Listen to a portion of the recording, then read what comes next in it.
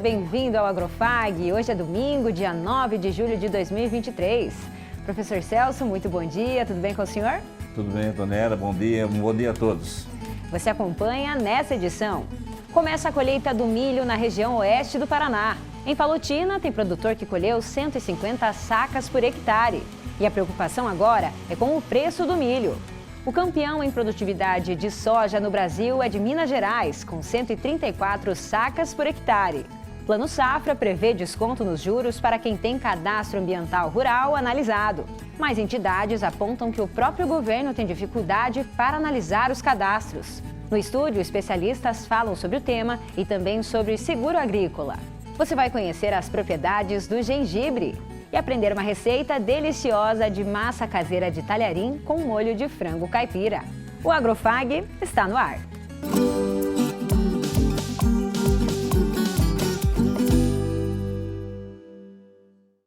O DERAL, Departamento de Economia Rural da Secretaria de Agricultura do Estado, estima que a produção do milho segunda safra chegue a 14 milhões de toneladas no Paraná.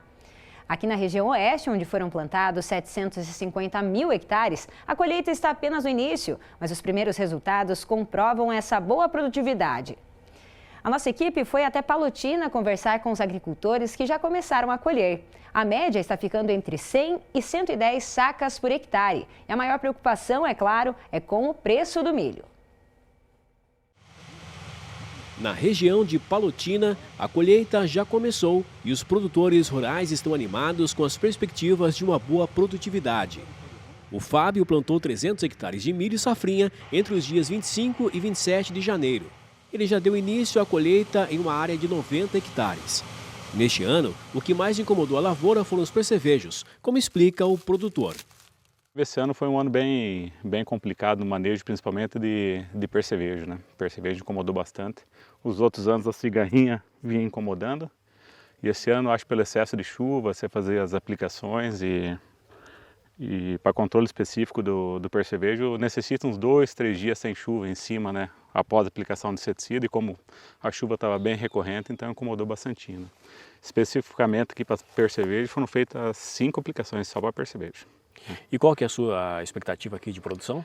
Então, essa área aqui, na verdade, como a primeira plantada, geralmente é a que tem a maior teto produtivo, né? Mas em decorrência deu um pouco de vento, o milho está num porte bem alto, né? Eu acho que pelo excesso de chuva no começo, o milho deu uma esticada no entrenó, né? A inserção do espiga ficou alta, então houve bastante quebra de planta, né? Mas eu acredito que ainda, pela época que foi bem antecipado o vento, estava praticamente milho verde, ainda vai dar uma produção razoável, em torno de 110 sacos por hectare. Acho que ainda vai alcançar essa área, né? Outro produtor da região que investiu no milho safrinha foi o Eloir, que plantou 170 hectares no dia 21 de janeiro. Até agora, ele colheu apenas 7 hectares, obtendo uma produtividade acima da média, de 150 sacas por hectare. O produtor destaca a importância da correção do solo e da escolha de um bom híbrido para garantir os bons resultados.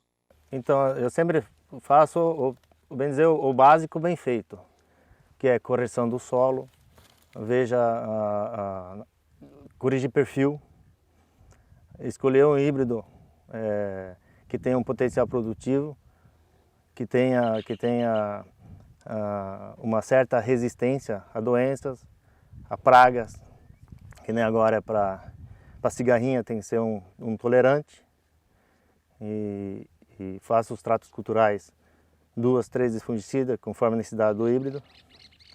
E questão do solo, fazer a correção, aqui eu usei a agricultura de precisão, então aplica somente onde é necessário e a quantidade necessária também. E contando que nos últimos 5 anos estou conseguindo ter umas colheitas bem satisfatórias. De acordo com o presidente do Sindicato Rural, a área total de milho safrinha plantada na região de Palotina foi de 44.700 hectares. 60% desse total deve ser colhidos nos próximos dias. Nós estamos num período agora de início de colheita, já estamos aí com as primeiras áreas colhidas, com números inclusive muito bons, mas o nosso foco, o período mais tranquilo e mais forte para a colheita, a gente vai ter aqui uns 15 dias onde todas as nossas áreas, praticamente 60% da área do município, entra em fase de colheita. Então nós temos 2 fases de plantio no nosso município. Nós tivemos as primeiras colheitas onde o soja foi antecipado e aí nós tivemos aquele excesso de chuva na colheita do soja que atrasou e temos aí 40% que vai ter mais uns 40 dias ainda de manejo e de ciclo do milho para a chegada da colheita. A expectativa de produtividade geral para o município de Palotina deve atingir cerca de 100 a 110 sacas por hectare. Mas o que ainda preocupa o produtor é o preço de venda.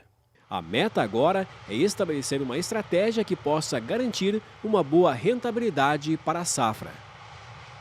Pelo excesso de produção a nível nacional, com certeza os próximos meses principalmente vai ter uma pressão muito negativa nos preços, né? Então, para mexer um pouco no mercado, só se desse uma reviravolta grande lá na safra americana, né? Então, eu não vejo que o mercado vai reagir tão logo, principalmente até o final do ano, e acho que vai ser esses níveis de preço aí para menos, né?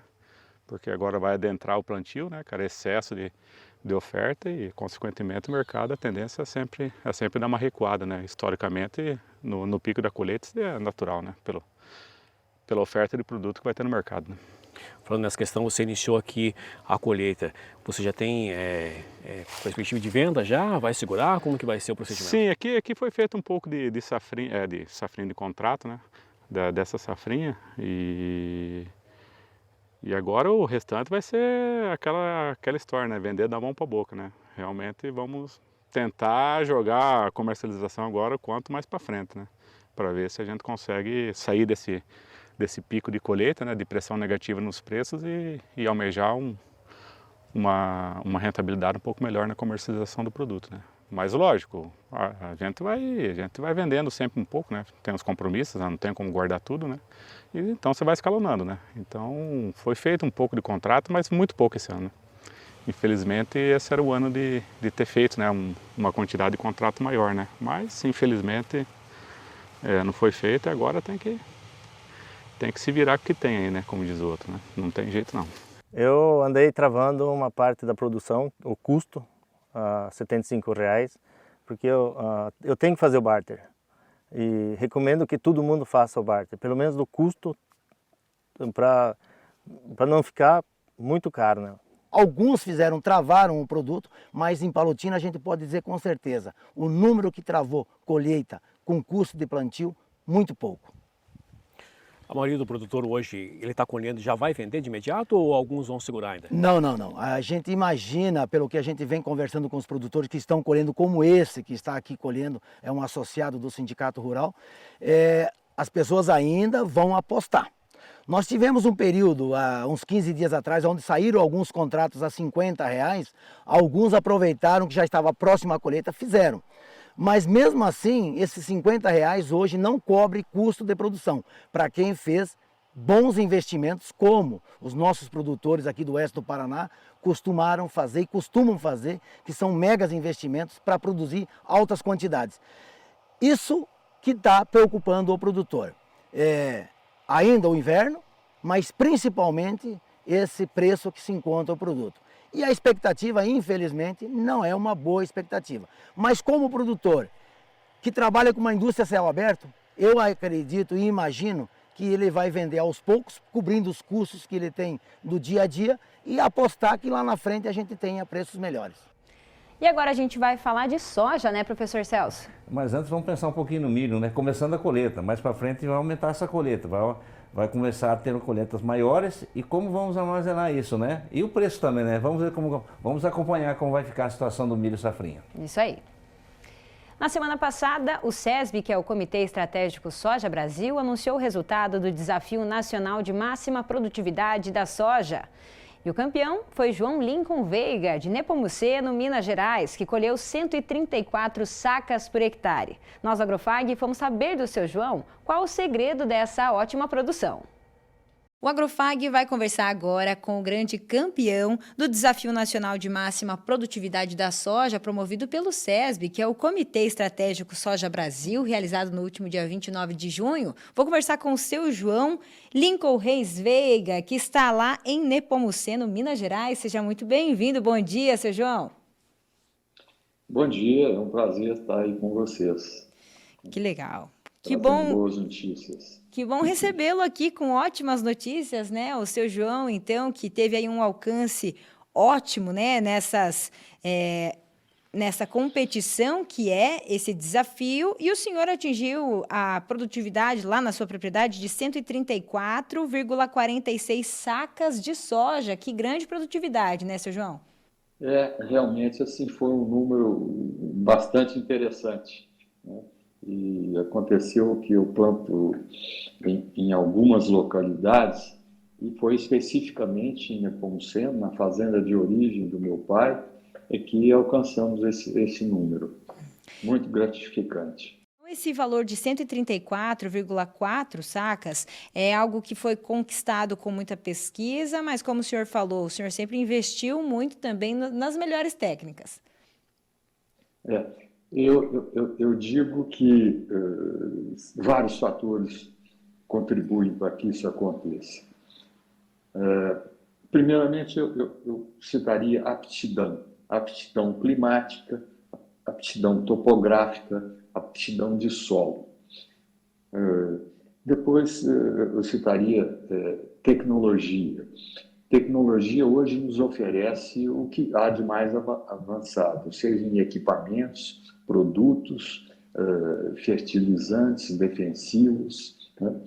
E governança, você tratar a atividade rural como um negócio. Então, manter o equilíbrio financeiro para que ela se sustente é muito importante. Desenvolver equipe. A equipe hoje está muito bem trabalhada, né? Muito unida e muito comprometida com o negócio. E, assim, para que isso tudo aconteça, a gente tem que ter uma pessoa que acompanhe isso tudo. E realmente eu tenho a sorte de ter um administrador que o menino, assim, é incansável, competente, incansável para que tudo aconteça na hora certa. Porque grão, especificamente soja, eu digo que não aceita desaforo. O café você pode aguardar um tempo, né? É cultura perene. Agora, essas culturas de ciclo curto, você tem que acudi-las de imediato. E, por último, eu citaria sorte. Eu digo sorte mesmo para que aconteçam todos esses eventos de uma maneira positiva, como aconteceu. Esqueci um detalhe importantíssimo, assistência técnica. Hoje a gente tem excelentes técnicos, consultores que dão suporte perfeito para que tudo aconteça, né? A gente utiliza as melhores cultivares, os melhores produtos, os melhores defensivos. E quem se inspira no senhor, vê essas grandes produtividades, qual o recado final que o senhor deixa para quem está nos acompanhando e tem o senhor como inspiração e a sua equipe? Bom, o que eu posso dizer é que assim, é procurar fazer bem feito. Hoje a gente tem instrumentos, né, para que aconteça, a gente tem um resultado bom. Então você procura um lugar que seja, como eu disse, que tenha aptidão com técnico, com tecnologia, com assistência técnica, conduzir bem a equipe. E basicamente é isso. Procurar fazer bem feito. 134 sacas por hectare de produtividade média na sua propriedade. Seu João, muito obrigada pela participação e a gente espera encontrar o senhor novamente por aqui. Eu que agradeço. Foi um prazer estar aí com vocês. Professor Celso, vimos aí então o grande campeão de produtividade de soja no Brasil, 134 sacas por hectare lá em Minas, né? Curioso. Muito curioso, né, Antonella? Porque, veja bem, Minas é considerada o território do café nacional, né? E agora a soja batendo recorde lá numa área experimental, né? Olha, quase 8 mil quilos por hectare, né? É uma produtividade fantástica, né? Se nós levarmos em média aí que a produtividade média do Brasil está em torno de 4 a 5 mil quilos, está produzindo quase 50 sacas a mais, né? O importante é o seguinte, é uma área pequena e é onde se mede a produtividade, ou seja, produzir no mesmo espaço cada vez mais. Isso é produtividade.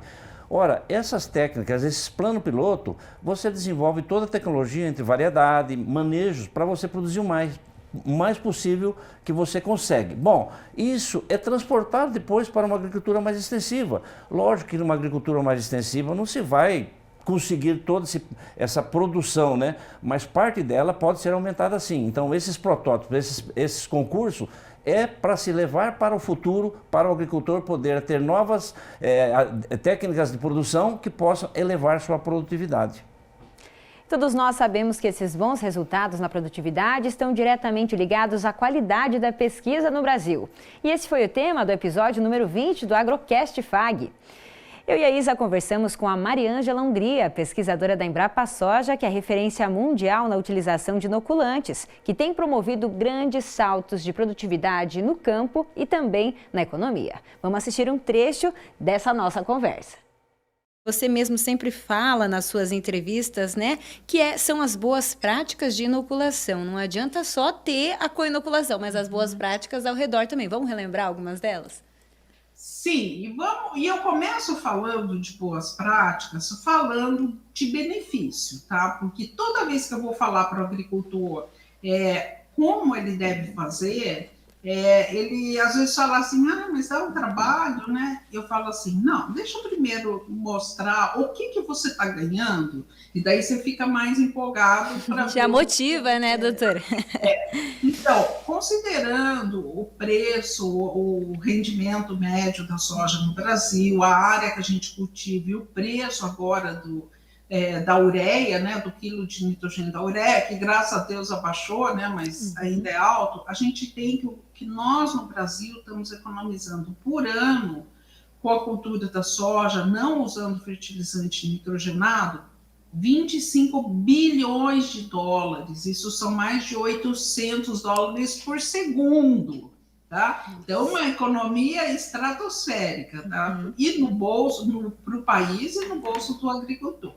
Então, pensando nessa economia, que não tem nenhum outro produto que ele usa que dá essa economia, e considerando que um pacotinho ali de inoculante, da co-inoculação, não custa nem R$20, então tem uma economia aí milionária na propriedade dele, a gente dá uns R$500, R$600 por hectare de economia que ele tem usando a inoculação. Então, vamos falar, será que não vale a pena perder um pouquinho de tempo, que ele fica, mas dá um trabalho, plantar, misturar aquele inoculante e tal. Então ele quer usar aquelas sementes pré-inoculadas de 60 dias, sabe? Deixar lá armazenado, que ficou junto com o tratamento de agrotóxico. Não pode, né? Professor Celso, doutora Mariângela Hungria trazendo orientações importantes e informações muito relevantes sobre a inoculação, né? Pois é, essa inoculação é importantíssima, né? A inoculação, a co-inoculação. Mas eu gostaria de contar uma historinha rápida, certo? Em 1978, a doutora Joana Dobernay, eu não sei falar direito, é uma alemã, né? Ela foi a pioneira na pesquisa de bactérias fixadoras de nitrogênio. Ela, em 1960, ela isolou 9 bactérias e eu tive o prazer de fazer ensaios para ela no norte do Paraná, na década de 70 para 80, onde ela estava testando azospirilo em trigo. Então você veja bem a importância da doutora Joana, ela foi a precursora. E hoje nós temos outros pesquisadoras desenvolvendo esse trabalho, onde bactérias trabalham em favor da planta e a própria planta trabalha em favor da bactéria. Isso dá uma grande sustentabilidade, isso mostra a importância da Embrapa, que começou lá na Embrapa Agrobiologia em Seropédica, no Rio de Janeiro, município de Seropédica, com a doutora Joana, né? Então você veja a importância da Embrapa na vanguarda da pesquisa, tornando a agricultura nossa altamente sustentável. E para você que quer assistir o Agrocast com a Mariângela Hungria, é só acessar o nosso canal no YouTube, o QR Code está na tela. E se você já está no YouTube, tem card no canto superior direito. Aproveita e se inscreve no nosso canal. E você pode ouvir também no Spotify, é só procurar Agrocast FAG. E agora no quadro Isa na Fazenda, você vai saber mais sobre as propriedades do gengibre, alimento que contribui com a imunidade, principalmente nesse período do ano. Bom dia, Isa!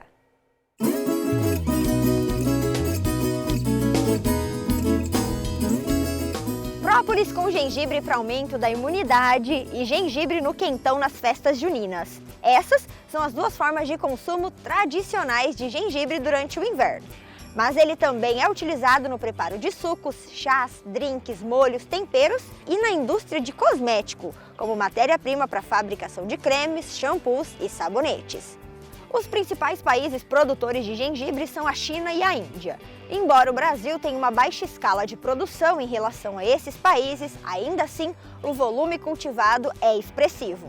Em média, o país produz 70 mil toneladas de gengibre por ano em uma área que chega próximo aos 15 mil hectares. E a atividade está concentrada nos estados de São Paulo, Espírito Santo, Minas Gerais, Bahia e Paraná. O clima tropical e subtropical é favorável ao cultivo de gengibre e a produção é geralmente sazonal, variando de acordo com a região.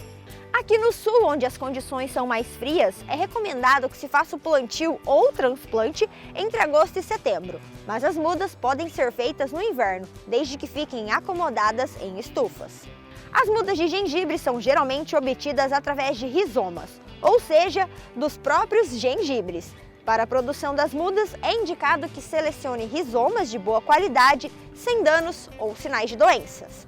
Se os rizomas forem grandes, eles podem ser divididos em pedaços menores para produzir várias mudas.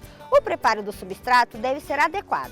Indica-se uma mistura de solo orgânico e areia, e os rizomas podem ser colocados em recipientes a uma profundidade de 5 centímetros. Durante o desenvolvimento das mudas, mantém o substrato úmido, mas não encharcado, e deixa as mudas em um local com luz solar indireta.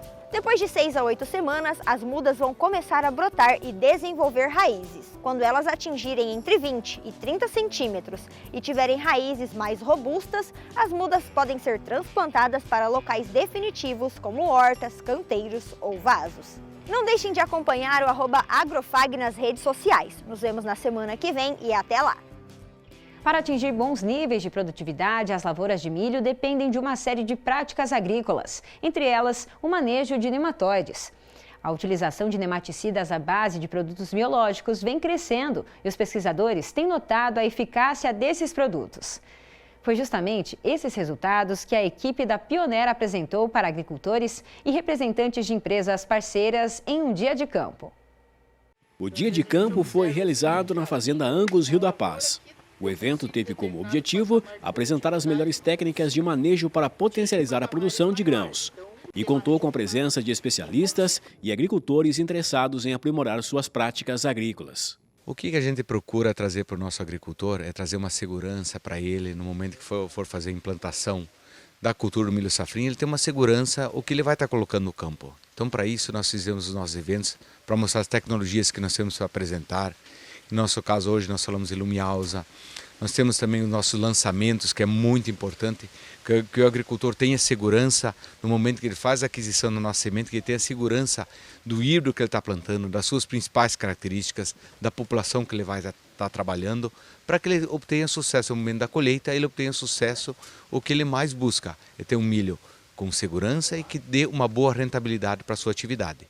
Um dos destaques do dia de campo foi a apresentação de um nematicida biológico para o controle de pragas, composto por manganês e zinco. Essa solução contribui para o desenvolvimento e crescimento das plantas. Nós trouxemos hoje a respeito da problemática de nematóides. Então nós conversamos primeiro o que são nematóides, que são animais microscópicos. A gente considera eles como inimigos ocultos da agricultura. Primeiro pelo fato deles serem microscópicos, então a gente normalmente não consegue observar a olho nu. Segundo, por eles estarem no solo, então eles atacam principalmente o sistema radicular das plantas e o produtor está acostumado a observar problemas nas folhas, uma doença, uma praga ou mesmo uma planta daninha. Então isso dificulta a diagnose e de o produtor atribuir quedas em produtividade a nematóides. E o terceiro ponto de serem considerados inimigos ocultos é que eles induzem sintomas inespecíficos. Então eles atacam a raiz, comprometendo a absorção de água e nutrientes, e o sintoma na parte aérea vai se expressar na forma, por exemplo, de uma redução no crescimento, uma clorose, e muitas vezes o produtor vai atribuir isso aí, por exemplo, a uma má adubação, um problema de fertilidade do solo, e muitas vezes o problema, na verdade, está relacionado a nematóide. Então esse é um ponto importante, sendo considerados inimigos ocultos da agricultura. Durante o evento, os participantes tiveram a oportunidade de tirar dúvidas, interagir com os especialistas e conhecer de perto as inovações apresentadas pela pioneira. Todo dia de campo, todo o experimento, toda a troca de ideia é fundamental hoje para nós produtores. Então eu vejo sim com grande valia a iniciativa. Nossos campos estão sempre disponíveis para esse tipo de evento, porque nós temos que buscar o teto de produção. E só nós vamos saber os tetos de produções se nós dermos oportunidades das empresas também colocarem seus produtos no teste.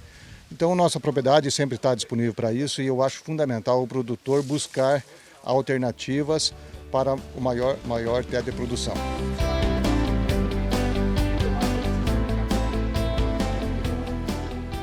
Veja agora como encerraram os preços das commodities no mercado agrícola. Em Cascavel, a saca da soja R$ 125, a saca do milho R$ 45 e a saca do trigo R$ 66. Depois do intervalo, o Plano Safra prevê desconto em juros para quem tem cadastro ambiental rural analisado, mas entidades que representam os produtores apontam falta de agilidade na análise do CAR. No estúdio, especialistas falam sobre esse tema e também sobre o seguro rural.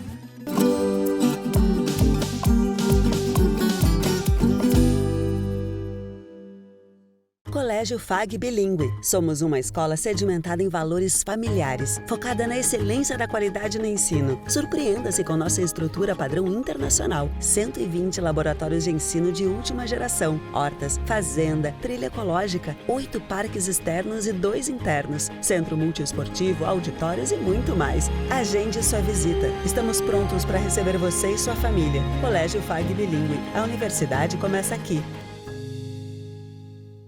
Hospital Veterinário FAG, para todos os bichos, todos os horários. Tigres, leões, cavalos, gatinhos ou dogs, pássaros, jacarés, ratinhos ou cobras. O HVET FAG é o maior hospital veterinário do Paraná, o único a oferecer atendimento 24 horas para qualquer animal, independente da complexidade. Conheça nosso Clube do Mascote, vantagens exclusivas para pets e animais exóticos. Se você ama, nós cuidamos. Hospital Veterinário Centro FAG, Cascavel, ligue pra gente, 4533213772.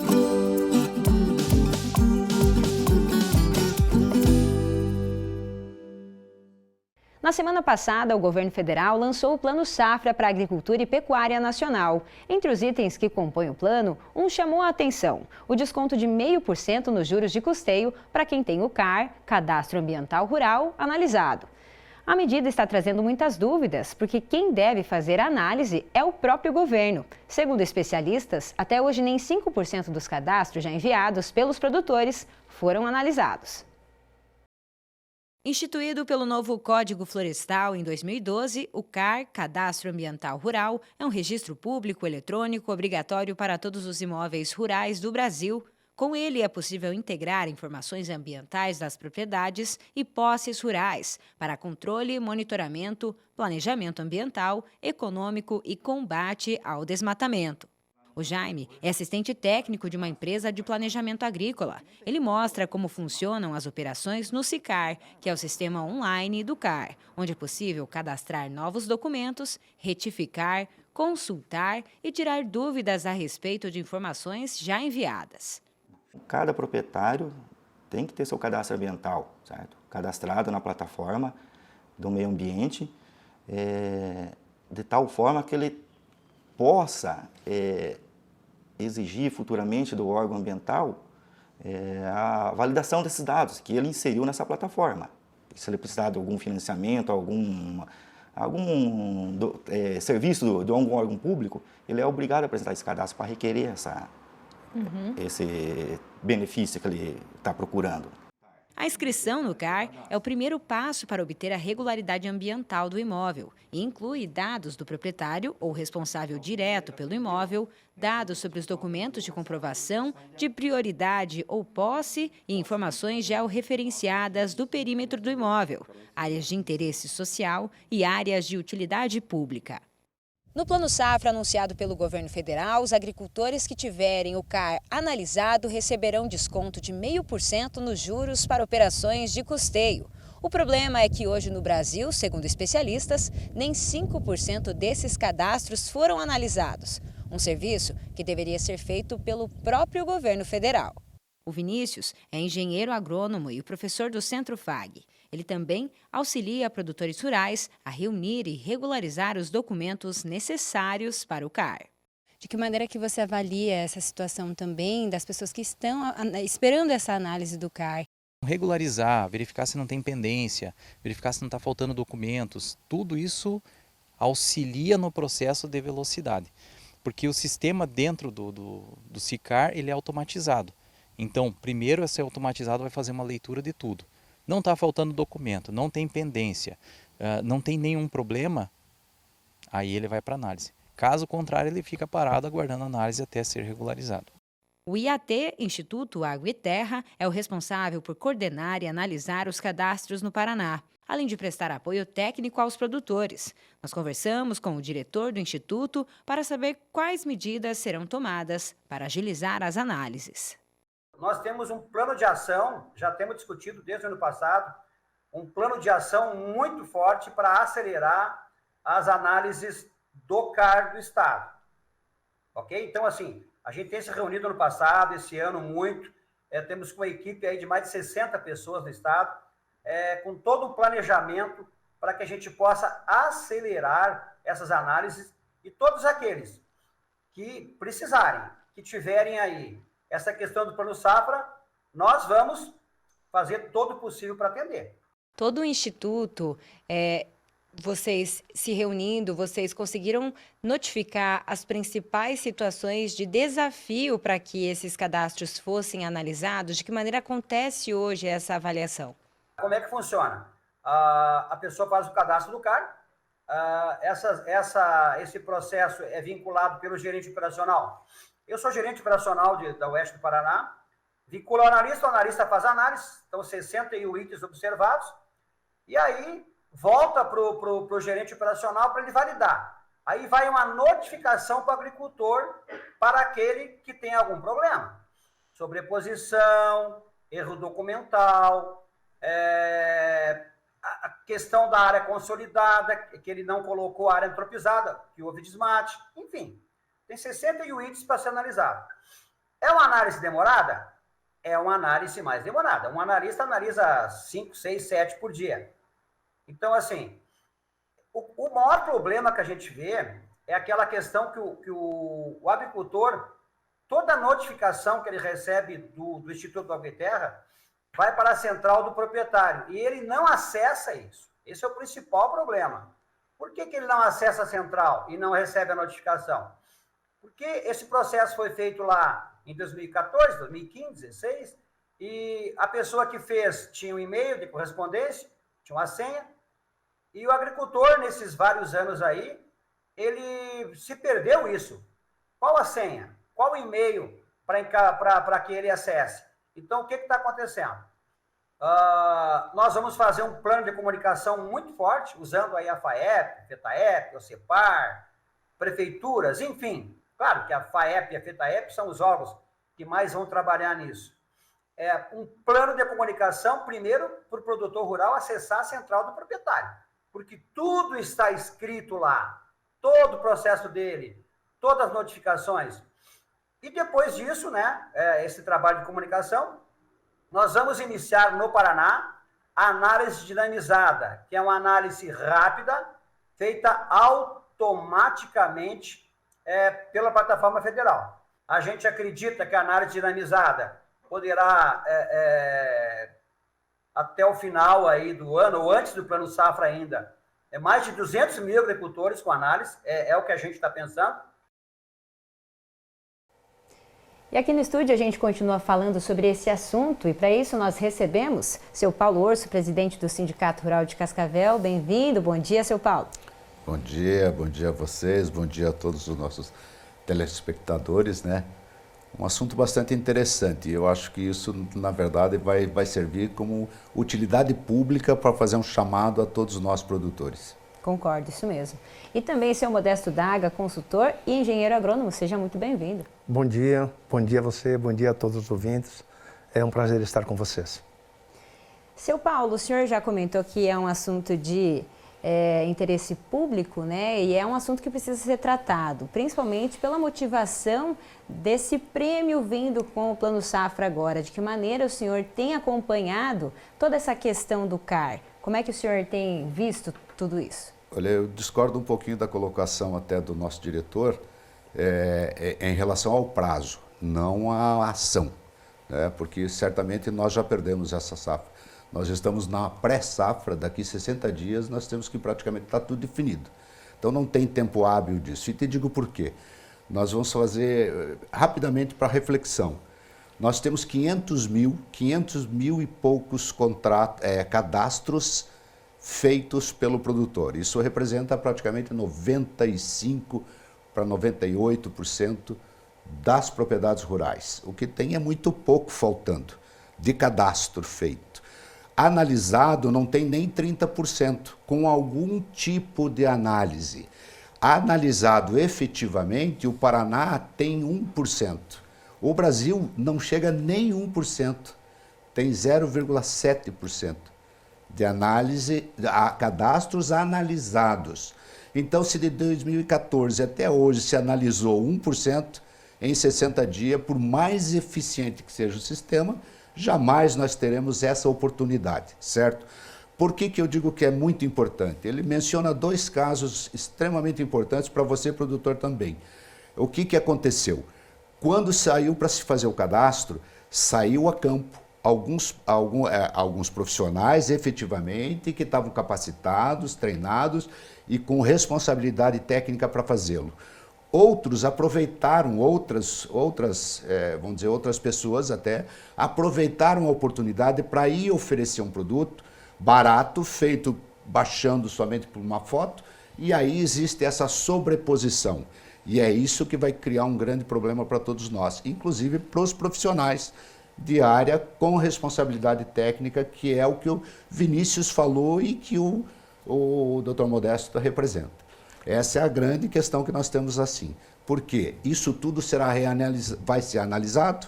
Se nem 30% nesses 7 anos, vamos dizer, foi analisado, agora nós teremos muito mais tempo para se fazer toda essa correção, certo? Se você pensar a nível de Brasil, então o quê? O Paraná, a gente dizia, pô, mas o Paraná não vai aproveitar isso. Não, não é o Paraná, é o Brasil, viu? O SICAR é União, é federal, o Estado é responsável pela análise e coloca no Sistema Nacional. Então, para nós podermos fazer isso, boa parte do Brasil não fará. Boa parte não, a maior parte, né? Essa é a grande questão em que realmente, infelizmente, o produtor. E aí a utilidade pública que eu coloquei, e você mencionou também, por quê? Porque todos nós precisamos entrar. Ele também mencionou. A grande maioria fez com uma pessoa que tinha um e-mail, fez ali você tem o código, né? Você entra e aí hoje você não sabe. Se perdeu. O produtor não sabe, né? A pessoa que fez não sei onde está. E hoje ele tem que ir atrás de um profissional que tem a RT para entrar no SICAR, fazer a análise disso, refazer todas essas informações e talvez a correção, para daí começar tudo de novo. Então veja que o produtor pagou, vai pagar de novo. Quem diz que faz? Exatamente. E nesse caso, a solução de que forma poderia ser encontrada, que já que o seu Modesto também lida com essa questão dos cadastros, de que maneira essa primeira parte, por exemplo, dos cadastros, login, senha, encontrar aquele profissional que fez, né, realmente o cadastramento, de que modo a gente pode pensar agora nessa solução a princípio? As pessoas que trabalham nessa área, eles têm acesso direto no sistema. Então, eles podem entrar no sistema, verificar quais são os empecilhos que está dando para fazer a análise e fazer essa correção. Por exemplo, na sobreposição, ele vai ter que refazer o mapa dentro da área real dele.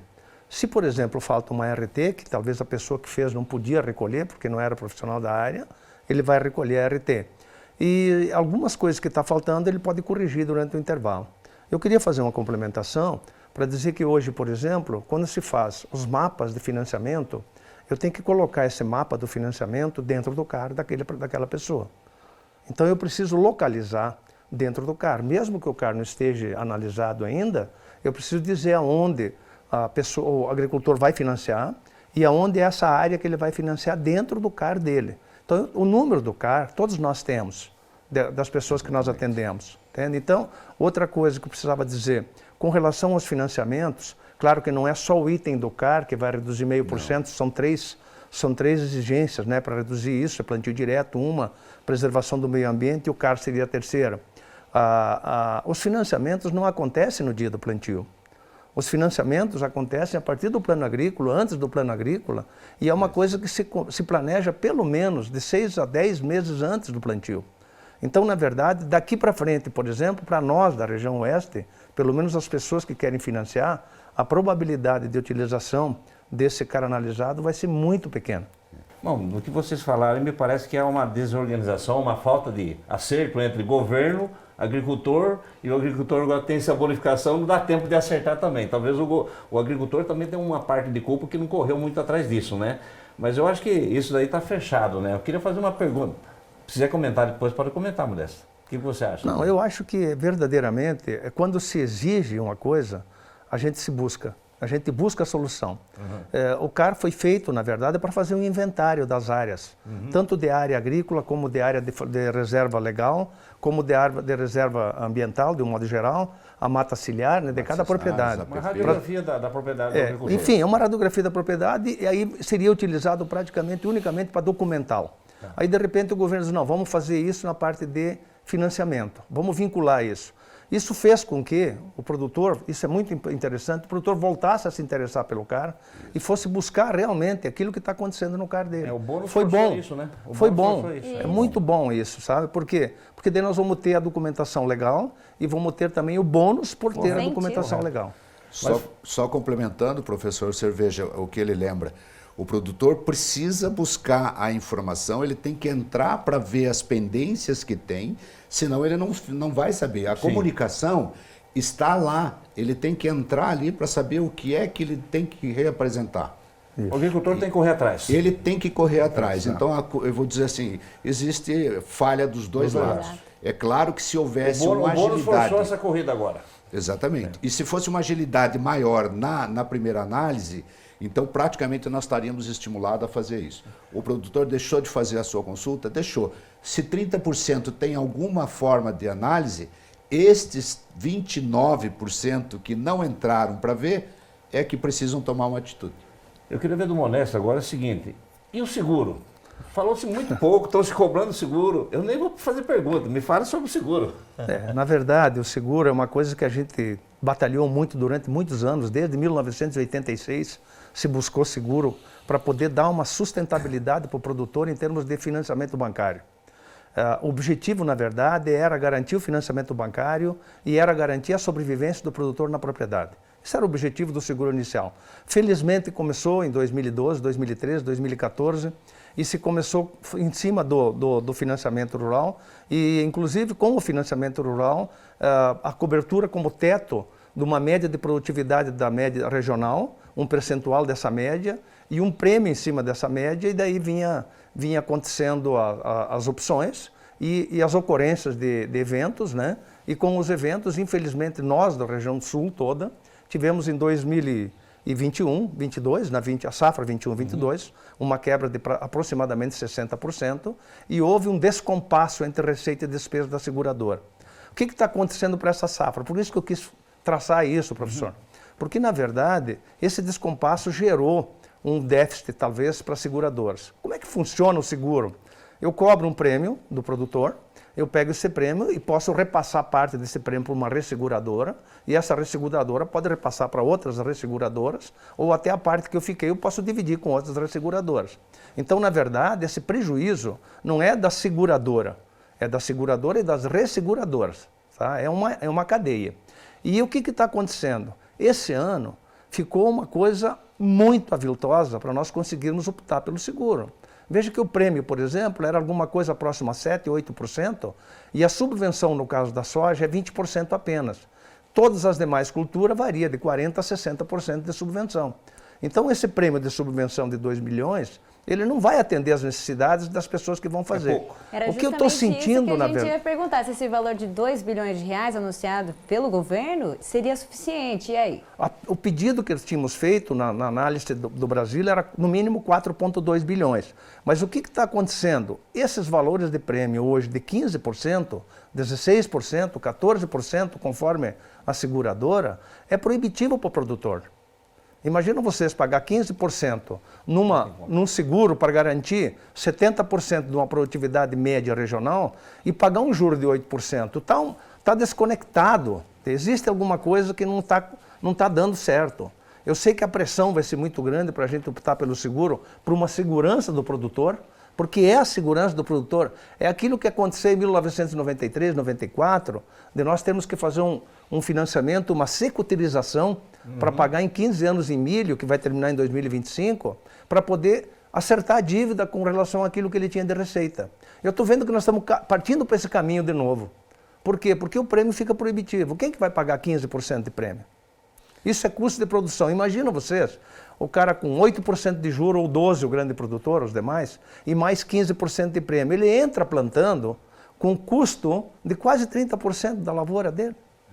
Qual é a margem de lucro para cobrir isso? Diga-se de passagem, quando se fala em 12, 12,5%, que é o grande produtor, os demais, isso é praticamente, no máximo, 40% dos recursos que foram destinados.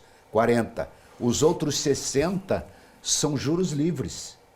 Então, o juro do grande no raciocínio, ainda é muito pior. Muito pior, porque nós temos um juro que é além dos 12%. Né? Porque a média, 40 com mais 60, ele vai ficar muito maior. Ou seja, está penalizado. E muito penalizado. E aí, essa questão eu vejo assim, você veja, o Paraná é quem mais faz seguro no Brasil. Sempre. O maior número de seguros do Brasil é feito no Paraná. E por excelência no oeste do Paraná. Né? Nós somos até privilegiados. Não chega a 20%, ou 20 e poucos por cento de todas, vamos dizer, de todas as operações. Ora, se lá fora os nossos concorrentes chegam a 90%, ou até mais, né, a mais do que esse seguro, veja a desproporção. Veja como é que nós vamos ser competitivos dentro de uma condição global, tendo todas essas dificuldades, que agora está muito pior numa situação dessa. Você veja que o produtor brasileiro, ele realmente ele é o melhor do mundo, mas ele é o que tem os maiores desafios do mundo para exercer a sua atividade. Talvez uma das soluções seria, vamos imaginar que as seguradoras não tenham sustentabilidade, não tenham sustentação num prêmio menor, talvez seja nesse momento que o governo deveria colocar uma subvenção maior para a soja, para poder viabilizar a contratação de seguro para o produtor, porque, na verdade, as catástrofes ocorrendas, nós estamos nesse mercado há 46 anos. O único ano que eu vi uma perda catastrófica foi 21, 22.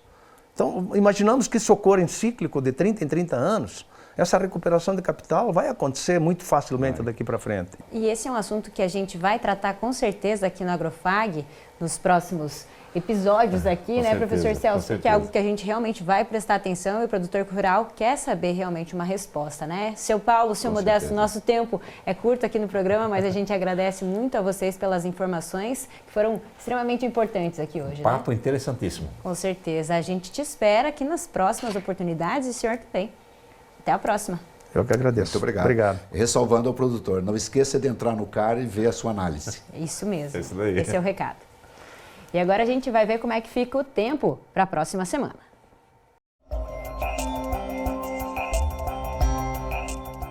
Uma frente fria começou a avançar até o Paraná no sábado e, por isso, há a possibilidade de retorno das chuvas em vários setores do estado. Hoje, a instabilidade continua. No oeste, pancadas de chuva são previstas para grande parte das cidades e as temperaturas seguem amenas, sem queda significativa nos termômetros. Na segunda e na terça, o tempo estabiliza, mas na quarta, um novo sistema frontal deve avançar sobre o Paraná, mas chuvas não são previstas. Na região de Cascavel, hoje o volume de chuva deve acumular cerca de 11 milímetros e as temperaturas ficam entre 16 e 21 graus. Para amanhã, as chuvas não estão previstas na cidade, mas o céu segue com bastante nuvens. Terça, tempo estável e quarta, volta a fechar. O indicativo é de aproximadamente 10 milímetros. Ao longo dos próximos dias, as temperaturas variam dos 16 até os 26 graus. E pancadas rápidas de chuva também devem fazer parte do dia hoje em Marechal. A temperatura segue amena, variando entre 18 a 23 graus. Na segunda e na terça, a condição é de tempo firme e de céu claro. Na quarta, tem precipitação de 12 milímetros esperada e a atenção vai para a elevação das temperaturas. Os termômetros devem variar dos 18 até os 30 graus. E agora vamos ver as condições para Capitão. Hoje, chuva leve durante o dia e temperatura agradável, na casa dos 20 graus. Amanhã, o tempo firme e céu claro. Na terça, é a mesma situação. O tempo muda na quarta, quando são esperados cerca de 16 milímetros de chuva. A mínima é de 18 e a máxima é de 28 graus. No próximo bloco, uma receita de talharim feito com massa caseira e molho de frango caipira. É daqui a pouco.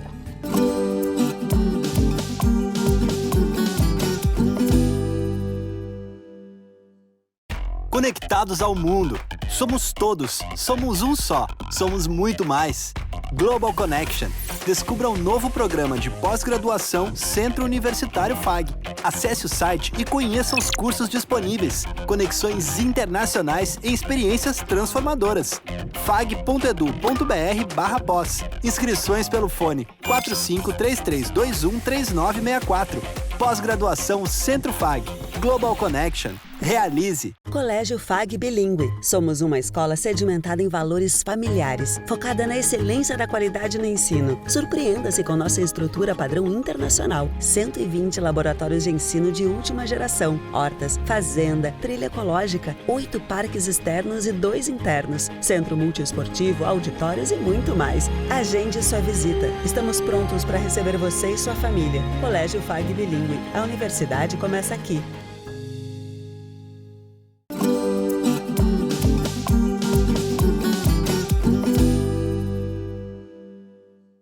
Agora você vai acompanhar o preparo de uma receita especial direto da comunidade Peroba, em Guaraniaçu. A dona Erondina, que tem experiência no preparo de massas, vai mostrar todo o processo de produção de um delicioso talharim com frango caipira. Olha só.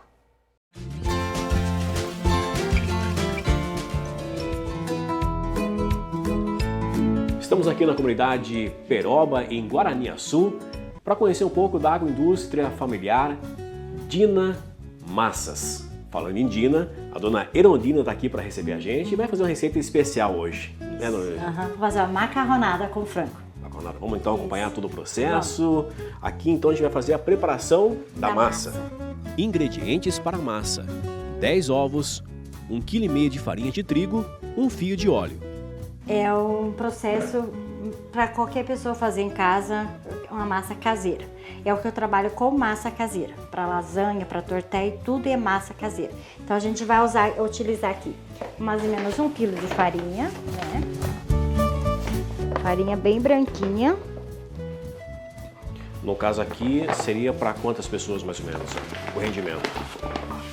Olha, dá para 6 pessoas comer, tranquilo.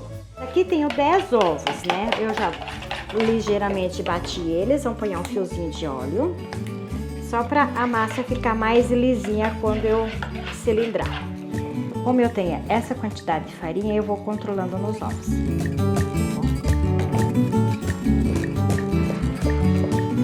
É ovo caipira, que dá o sabor e a cor na massa. Faz toda a diferença. Toda a diferença.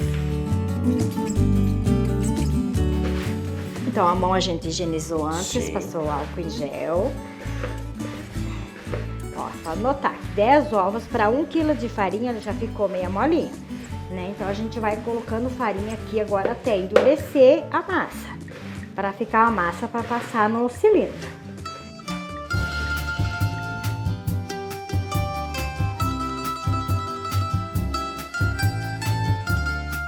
Então agora o próximo processo vai pro cilindro, né? É, aqui agora eu vou ligar a máquina. Eu primeiro começo com o cilindro mais largo, né? Digamos assim, mais para a massa ficar grossa, né? Ela vai estar grossa, para ela não apertar, não travar o cilindro. Eu faço com ele aberto e depois eu vou abrindo conforme bem fininho para fazer o talharinho.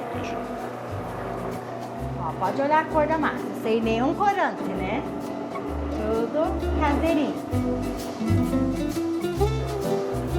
No caso, para quem quer fazer esse processo na casa e não tem um cilindro assim, tem como fazer com rolo, um outro processo? Até com garrafa. Até com garrafa. A minha mãe fazia com garrafa, na época a gente não tinha rolo. Já dá para improvisar. A gente fazia com garrafa, hoje em dia garrafa de cerveja, garrafa de vinho, né? Então a gente fazia assim. Não deixar de comer macarrão nunca, né?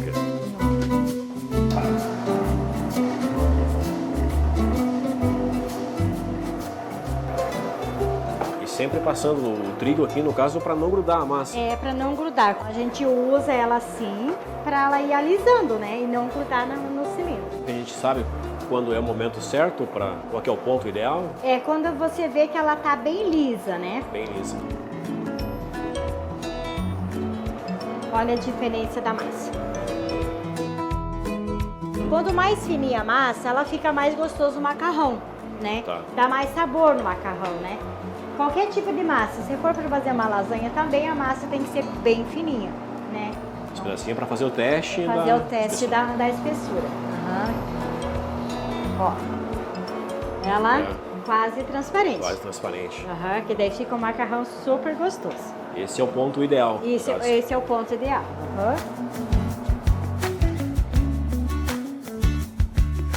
Então, depois de passar pelo cilindro, a massa já está pronta aqui, no caso, bem fininhas. Agora? Agora eu coloco um pouco de fubá por tudo ela e eu vou recortar para mim passar no picador. Tá. Por que, no caso, o fubá? O fubá para secar um pouco a massa, né? Que daí eu faço as tiras agora. Para quem não tem o picador, no meu cilindro já tem o talharinho aqui, né? Tá. Para quem não tem, antigamente fazia assim. Enrolava a massa e ficava com a faca né? Uma faquinha bem afiada. Tá. Era assim que eu me criei fazendo, né? Hoje em dia tem o talherinho ali. Tem gente que gosta até de rasgar a massa, fazer com ela rasgadinha. Tá. Agora eu vou cortar os pedaços para poder passar ali no cortador, né? Aqui o tamanho é a gosto, né? Então agora é esse outro processo. Esse aqui a gente vai fazer para deixar o macarrão pronto. Macarrão pronto. Para não precisar ficar na faca. Criar a forma. Vai criar a forma do macarrão. Vai colocando aqui. Praticidade, né? Olha que maravilha. Aqui agora é só fazer ele, deixar ele secando um pouquinho e preparar o molho. Se eu quiser levar direto para a panela, eu só dou uma mexida assim, ó. O fubá cai todo, ó. Ó, o fubá cai tudo. E daí eu mexo aqui assim, ele, ó, não sobra nada de fubá. Prontinho. Fica prontinho.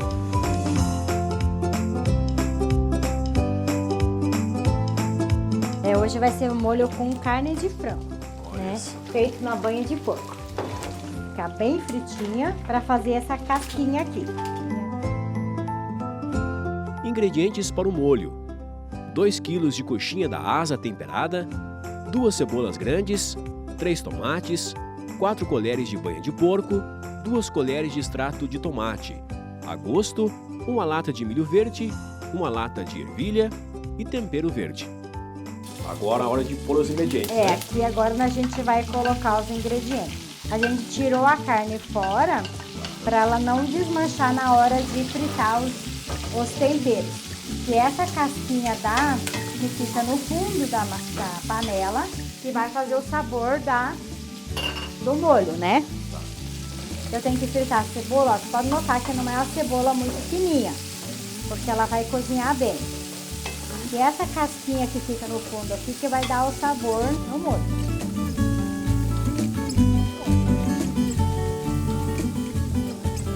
Depois de 20 minutinhos aqui no fogo, a lenha, o molho está pronto. O molho está pronto. Ó, ele ficou consistente, ele ficou cremosinho, né? E daí agora, daqui pra frente, agora é só colocar o macarrão, ele tá prontinho. 20 minutos de fogo.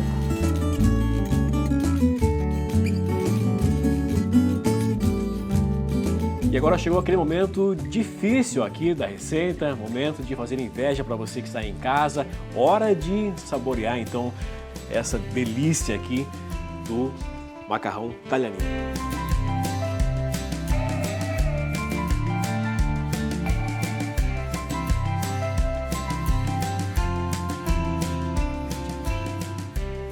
Aprovadíssimo. Obrigada. Parabéns por esse trabalho, pela história incrível aqui. É com vocês aí no estúdio, Antoniela e Celso. Obrigada, Reinaldo, e também a dona Erondina, que recebeu a nossa equipe e fez essa receita deliciosa, né, professor? A mesa estava muito bonita, provavelmente a comida estava muito saborosa também. É verdade. E agora vamos conferir os preços da proteína animal no agromercado.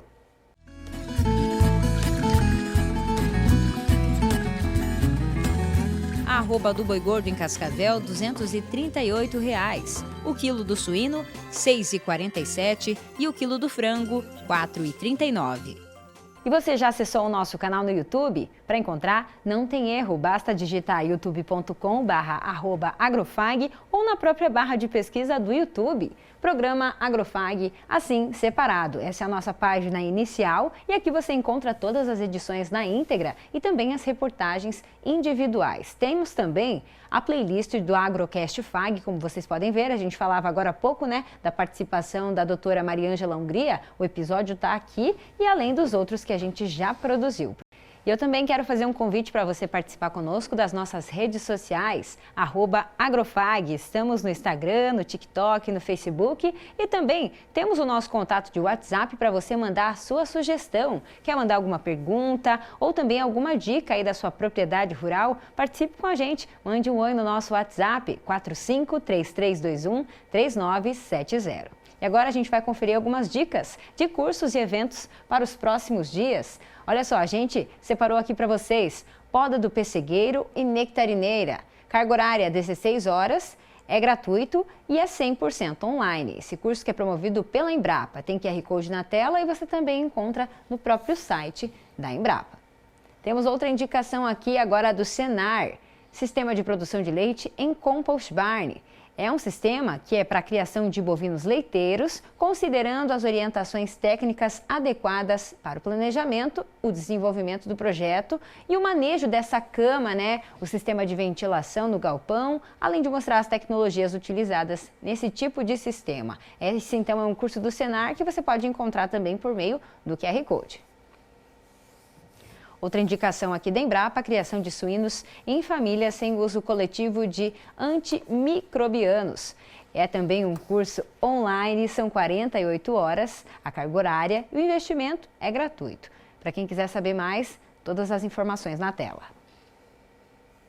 Outro convite aqui para vocês é sobre o curso Mulher Atual, dia 13 de julho, na quinta-feira agora, a partir da 1h30 da tarde, lá no Sindicato Rural de Cascavel. Para contato, para você que está em casa nos acompanhando e quer saber mais sobre esse encontro, é só entrar em contato com a Magda no 459-9942-0063. Convite, então, para o curso Mulher Atual. Agora temos aí uma foto e a participação da professora Ellen Daojo, semeando para o dia de campo de SPDH no IDR Paraná, lá no polo de Santa Teresa do Oeste. Será no dia 30 de agosto e estão todos convidados, como ela mesma comentou. A gente provavelmente vai fazer a cobertura desse evento e gostamos muito quando vocês participam com a gente nas redes sociais, né? Muito bom. Isso mesmo. Professora Ellen, um grande abraço. E é com esse registro que nós encerramos as nossas redes sociais. Professor Celso, domingo que vem te vejo por aqui novamente. Domingo que vem, aqui nesse programa. Isso aí, pessoal. Até domingo que vem. Tchau, tchau.